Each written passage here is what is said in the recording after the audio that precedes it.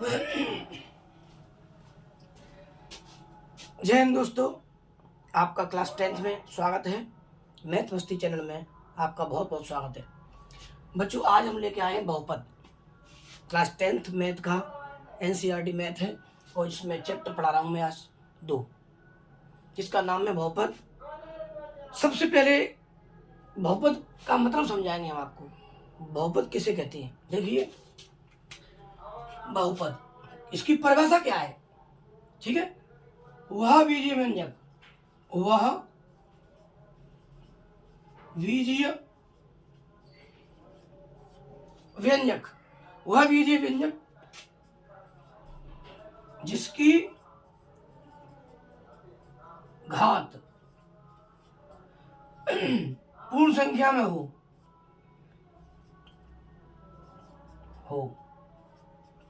उसे बहुपद कहते हैं।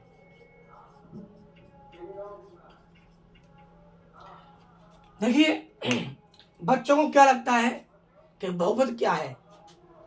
क्या बहुत से पद, मुझे भी लगता है कि बहुपद किसे कहते हैं। किसी बच्चे को क्लास में खड़े होकर देख लेना, कर लेना, पहले खड़े हो जा बेटा, किसे कहते हैं बहुपद? तो बच्चा यही जवाब देगा कि बहुत से पदों को बहुपद कहते हैं। नाम उसका ऐसा है बहुपद, लेकिन जो उसकी एक्चुअल परिभाषा है, उसकी परिभाषा क्या है? वह बीजीय व्यंजक जिसकी घात पूर्ण संख्या में, जिसकी चर की घात, चर की घात पूर्ण संख्या में हो, उसे बहुपद कहते हैं। इस परिभाषा को पक्का कर लो याद। तो वह बीजीय व्यंजक जिसकी चर की घात पूर्ण संख्या में हो, उसे बहुपद कहते हैं। अब आती है बारी कि बहुपद कितने होते हैं। देखो, नंबर 1 रैखिक बहुपद। रैखिक बहुपद। दूसरा है द्विघात बहुपद। द्विघात बहुपद। तीसरा है त्रिघात बहुपद।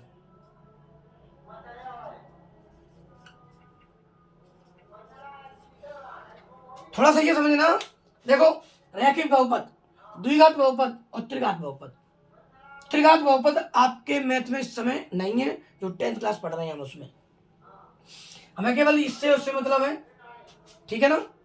हालांकि रैखिक बहुपद किसे कहते हैं, द्विघात बहुपद किसे कहते हैं और त्रिघात बहुपद किसे कहते हैं, इनकी परिभाषा और कैसे होती है। देखिए, रैखिक बहुपद सुन लीजिए, मैं बता रहा हूं, लिखा नहीं रहा हूं। वह बीजीय व्यंजक जिसमें चर की अधिकतम घात, वह बीजीय व्यंजक जिसमें चर की अधिकतम घात 1 हो, उसे रैखिक बहुपद कहते हैं। रैखिक बहुपद भी 2 प्रकार के होंगे। कैसे? एक पदीय यानी एक चर के, और द्विचरीय यानी 2 चर के। एक चर रैखिक बहुपद, 2 चर रैखिक बहुपद। इसमें केवल मान लो 4x, ये रैखिक बहुपद है। इसमें क्योंकि अधिकतम घात 1 है, यहां पर कोई घात नहीं है ना, तो 1 घात है, ठीक है, 1 घात है इसमें। या मान लो 2x प्लस 3, ये भी रैखिक बहुपद है, क्योंकि इसमें चर की अधिकतम घात 1 है। जब चर पे कोई घात नहीं होगी तो भैया वहां पे 1 घात मानेंगे हम। चर पे कोई घात नहीं है तो उस पे अपन क्या घात मानेंगे? 1। तो इसमें अधिकतम घात 1 है। कितनी घात है? 1। तो ये रैखिक बहुपद हो गया, ठीक है। द्विघात बहुपद, देखो, इसका जो व्यापक रूप है रैखिक बहुपद का, वो है ax प्लस b। ये इसका व्यापक रूप है, एक तरह से सूत्र ax प्लस b, ये इसका व्यापक रूप है। समझ गए ना? तो आप समझ गए होंगे कि वह बीजीय व्यंजक जिसकी चर की घात पूर्ण संख्या में हो, उसे बहुपद कहते हैं। मतलब कहने का ये बहुपद है, ये भी बहुपद है, पर कौन सा बहुपद है? ये रैखिक बहुपद है। अच्छा, और द्विघात में आ जाती है। इसका जो व्यापक रूप है ax square plus bx plus c, ax square plus bx plus c, ये इसका व्यापक रूप है द्विघात का।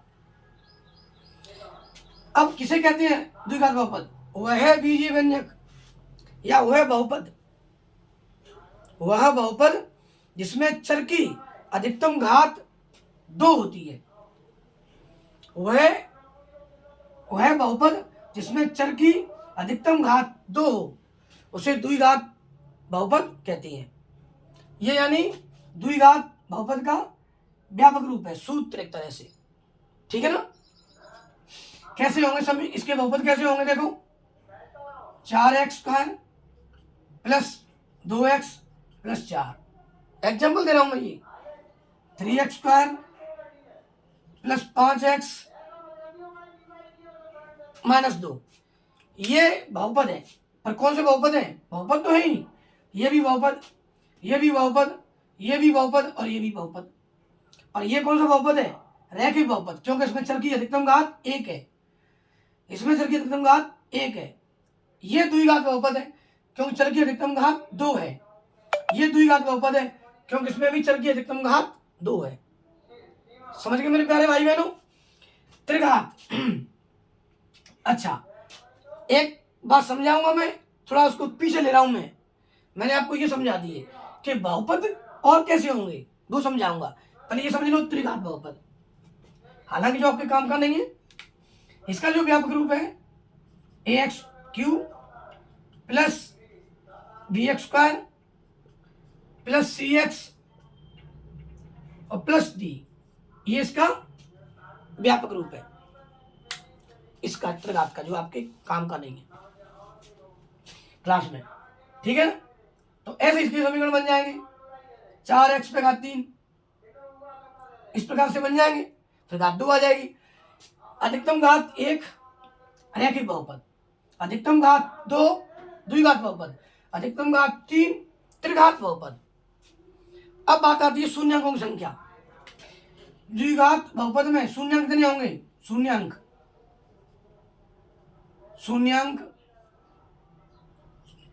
कितने होंगे? 2। देखो, जिस बहुपद में अधिकतम घात 2 होती है उसमें शून्यंक 2 होती हैं, और त्रिघात बहुपद में शून्यंक क्या होंगे भैया? 3 होंगे। द्विघात बहुपद में शून्यंक 2, त्रिघात बहुपद में शून्यंक 3। इसमें तो केवल एक ही मान आएगा, केवल एक ही मान इसमें आता है। और इसमें त्रिघात में 3 शून्यंक आएंगे, alpha beta gamma, alpha beta gamma. और इसमें आते हैं 2 शून्यंक, अल्फा और बीटा, अल्फा और बीटा। इसकी जांच करने के 2 फॉर्मूले हैं, सूत्र हैं। देखो, जांच करने के सूत्र क्या है? अगर हम द्विघात बहुपद का जांच करेंगे, द्विघात बहुपद के शून्यंक निकालो और जांच करो, तो अल्फा और बीटा निकल जाएंगे। और उनकी जांच कैसे करेंगे मैं बता दूंगा आपको। यानी alpha plus beta equal to, alpha plus beta equal to क्या होते हैं? यानी देखो माइनस बी बटे ए, और alpha into beta, alpha into beta C बटे ए, दोनों हो गए alpha into beta equal to C बटे, alpha plus beta equal to minus B बटे ए। अल्फा और बीटा, ये ए का मान और ए का मान, या बी का मान और सी का मान। अब मान लो कोई ले लेते हैं हम, देखिए ये त्रिघात बहुपद है, ये द्विघात बहुपद है और ये रैखिक बहुपद है। अब हम देखते हैं वह बीजीय व्यंजक जिसकी घात, इसकी चर की घात पूर्ण संख्या में हो, उसे बहुपद कहते हैं। अब बहुपद पे बारी आती है अपनी। अब देखो भैया, मान लो 2x प्लस 3x और प्लस 4x, ये अगर सबको देखेंगे हम तो एक ही पद हो जाएगा। इसमें भी लगी x, इसमें भी x है, इसमें भी x है। 4 3 7 8 9, कितने हो गए? 9x। 9x हो गए, ये हो गया रैखिक बहुपद हो गया, क्योंकि उसमें चर की अधिकतम घात 1 है। जब चर पे कोई घात नहीं होगी उस पर अपन 1 घात मानते हैं, ठीक है ना। अब देखते हैं अपन कितनी घात होगी इस पे, 1 घात। अब मान लो रैखिक बहुपद, द्विघात बहुपद, त्रिघात बहुपद। सफाई अंदर अंधेरा होगा। और देखिए डिस्टर्ब के लिए सॉरी। हाँ, और देखो इधर ध्यान दो ना, मैं ये बता रहा हूँ आपको, ये वाला वह बीजीय व्यंजक जिसकी चर की घात पूर्ण संख्या में हो उसे बहुपद कहते हैं। मान लो इसमें आया 5x, ठीक है, इस पे घात आ गई अगर 0, या आ गई 5x पे घात 1, या 5x घात 2, 5x घात 3, समझ गए ना। तो ये बहुपद है, सब बहुपद है जी। लेकिन इस पे आ गई 5x 1/2 आ गई, तो ये बहुपद नहीं है, क्योंकि बटे में भिन्न में आ गई ना। उसने क्या है, पूर्ण संख्या में होंगी। पूर्ण संख्या में क्या होती है, 0 1 2 3 4 इस प्रकार से। मान लो 4x घात आ गई -2, ये भी बहुपद नहीं है। तो भैया जब बहुपद नहीं है तो रैखिक बहुपद तो पीछे की बात आती है ना। जब बहुपद ही नहीं है तो रैखिक बहुपद हो या द्विघात बहुपद कैसे हो जाएगा जी। मान लो 3x अंडर रूट में लगी घात 2, ये भी द्विघात, यानी ये भी बहुपद नहीं है, ये भी बहुपद नहीं है, समझ गए ना। ये समझ गए, ये हो गए। देखो ये बहुपद, ये बहुपद, ये बहुपद, ये बहुपद, समझ गए। ये रैखिक बहुपद, इसका मान तो 1 होता है, जिस पर घात 0 होती है उसका मान ही 1 होता है। इस पूरे का मान कोई आपको पूछता है तो कितना होगा, 1। चाहे वो 6x हो चाहे 8x हो, 0 लगी हो, उसका मान पूरे का क्या होगा, 1 होगा। इसका आंसर 1 आएगा। और रैखिक बहुपद, इस पर अधिकतम घात 1 है, ये भी बहुपद है, और कौन सा बहुपद है, द्विघात बहुपद। ये भी बहुपद है, और कौन सा बहुपद है, त्रिघात बहुपद। ये है, समझ गए होंगे आप। फिर देख लो एक बार, मैं रिवीजन करा रहा हूँ आपको। वह बीजीय व्यंजक जिसकी चर की घात पूर्ण संख्या में हो उसे बहुपद कहते हैं, ठीक है ना। नंबर 1 रैखिक बहुपद, द्विघात बहुपद, त्रिघात बहुपद, ठीक है। अब ये रैखिक बहुपद का व्यापक रूप है, और ये द्विघात बहुपद का व्यापक रूप है, और ये त्रिघात बहुपद का व्यापक रूप है। आपको अगर पूछता है कोई द्विघात बहुपद में शून्याङ्कों की संख्या कितनी होगी, तो आप क्या बोलेंगे, 2। इसमें बोलेंगे त्रिघात बहुपद में शून्याङ्क कितने होंगे, तो 3। क्लियर। मैंने एक वीडियो में शायद एक महीने पहले बनाया था, उसमें इस प्रश्नावली के 13 या 14 क्वेश्चन है मेरे अंदाजे से, उनको पढ़ लेना आप, ठीक है ना। उस प्रश्नावली के एक नंबर के मैंने 13-14 क्वेश्चन बनाए हैं, उनमें से 100% क्वेश्चन बन के आ जाते हैं।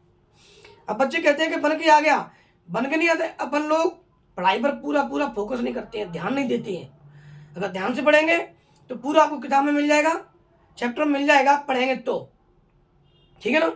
सबसे पहली मैं बात ये कहूँगा कि अगर मेरी वीडियो देख लेंगे आप तो छोटे छोटे क्वेश्चन भी आप इस प्रश्नावली के मेरी वीडियो में देख सकते हो आप, ठीक है।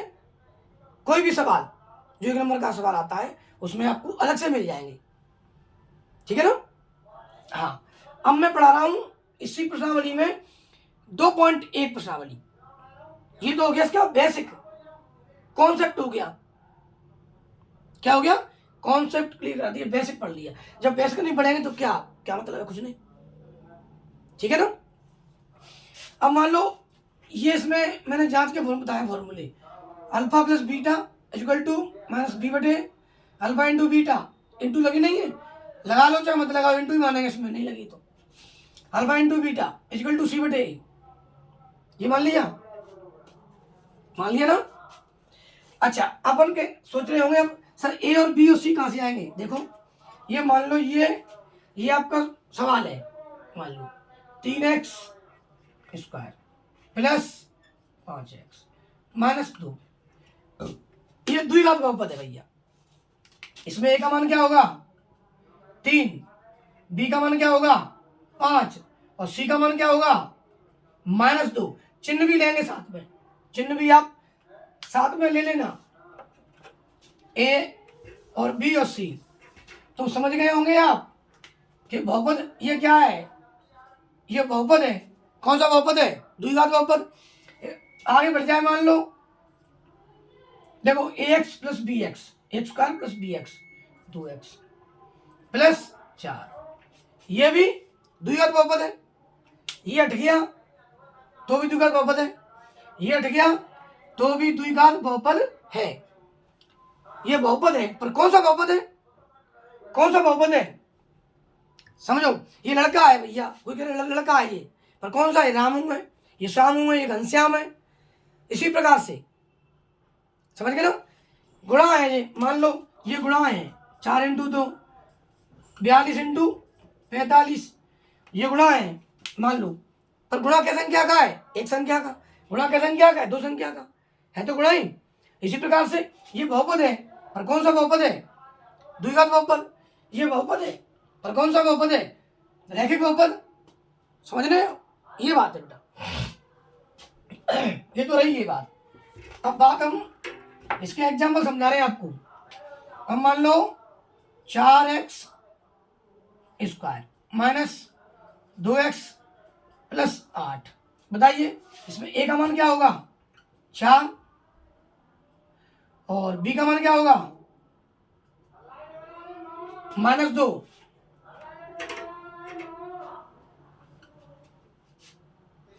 c का मान क्या है?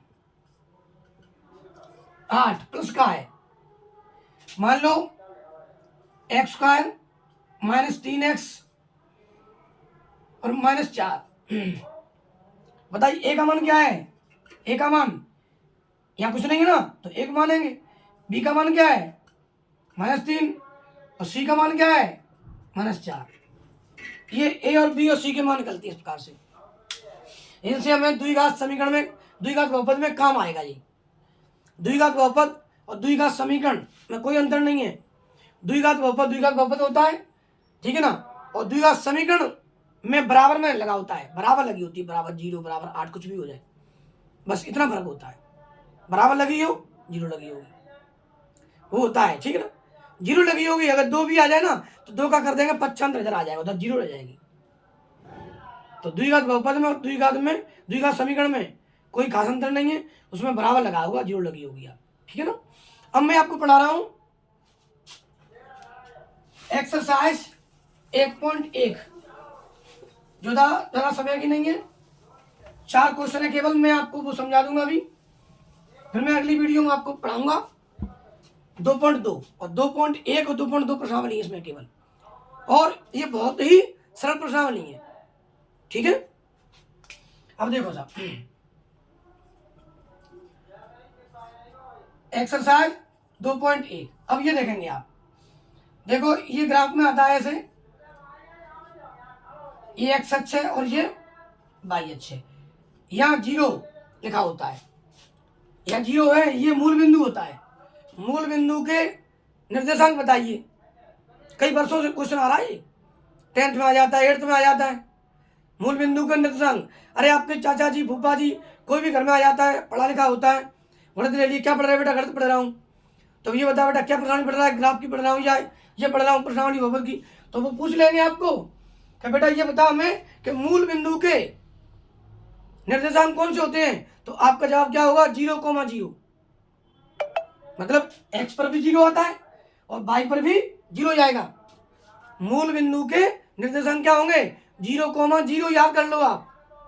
मूल बिंदु के निर्देशांक कौन से होते हैं? 0,0। अब आइए हम ये देखते हैं कि इसमें x अक्ष पर कितने शून्यांक होंगे, कितने शून्यांक होंगे। x पर पूछे तो x बताएंगे, y पर पूछे तो y पर। मैं पूछ रहा हूं x पर, जो आपके चैप्टर नंबर एक्सरसाइज 2.1 में दे रखा है, समझ गए ना, जो उसकी प्रश्नावली है 2.1, उसमें दे रखे 4 क्वेश्चन, समझ रहे हो। तो अगर मैं x पर पूछ रहा हूं और देखो यहां लगी लाइन, क्या बताइए? x पे? नहीं, किस पर लगी है? y पे। तो बताइए x अक्ष पर कितने शून्यांक हैं? x अक्ष पर कितने शून्यांक हैं? कोई नहीं, 0 है। यहां लिख दो कोई नहीं, या लिख दो 0, समझ गए ना, ये हो गए, समझ गए ना, शून्यांक हो गए। अगर ये वाई अक्ष और ये एक्स अक्ष, अब मान लो इसमें लगाए ऐसे, बताइए यहाँ 0 मूल बिंदु का निर्देशांक है, बताइए इसमें शून्यांक कितने हैं, शून्यांक, तो जितने एक्स पे कट रहे हैं एक्स लाइन पे वे शून्यांक होंगे भैया। देखो 1 कट रहा है, 2 है कट रहा है और 3 है कट रहे हैं, तो शून्यांक क्या है गई 3, यानी शून्यांक की संख्या एक्स अक्ष पर क्या है गई 3। अगर बाई पर पूछे तो बाई पे देख ली, बाई पे देखे 1, बाई पे केवल 1 ही तो शून्यांक है, और एक्स पे कितने हैं 1 2 है 3, और जहां में एक्स बाई पे कितने हैं 1, और एक्स पे बिल्कुल ना आता, समझ लो बात, जब बात पूरी है। तो मेरे प्यारे भाई बहनों, और देख लो सवाल, प्रश्नावली आप अपने आप पूरी कर लेंगे, बताने की जरूरत नहीं है, जब मैं समझा भी दूंगा ऐसा आपको बिल्कुल बढ़िया तरह से, तो कोई मतलब नहीं है कि सवाल को पढ़ाऊं मैं आपको, ठीक है, ठीक है। हम मान लो